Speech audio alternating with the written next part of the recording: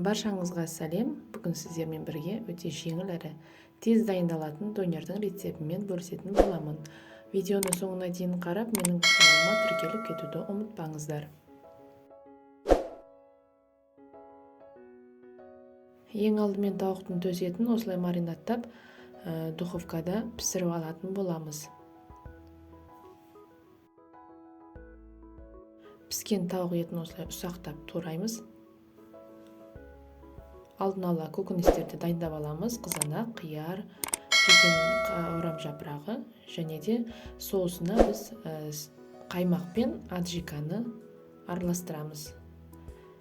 150 грамм сметананың үстіне 2 ас қасық аджика салып, соус жасайтын боламыз. Ешқандай майонезсіз, кетчупсыз, ағзаға зияны жоқ осындай соус дайындаймыз.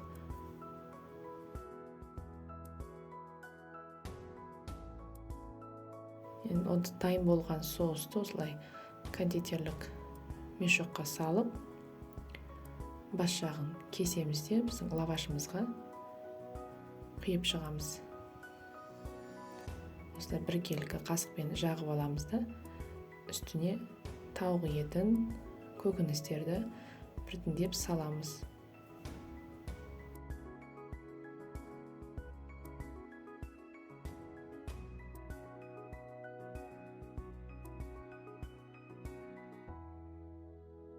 Байқағаныңыздай, менде ондай майлы картофель фри жоқ, майлы тауық еті емес, бәрі ағзаға зияны жоқ, жеңіл заттардан жасалып жатыр.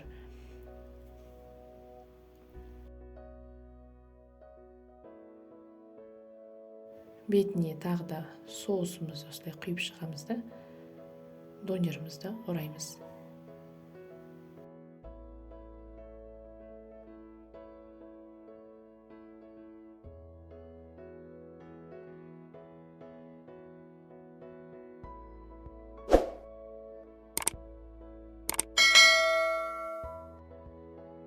Қатты қызып тұрған табаға донерді осылай екі жағын аудартып аламыз.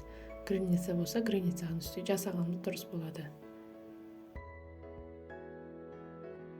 Осылмен біздің донеріміз дайын, дәмді әрі тез жасалынады. Сіздер де жасап көріңіздер.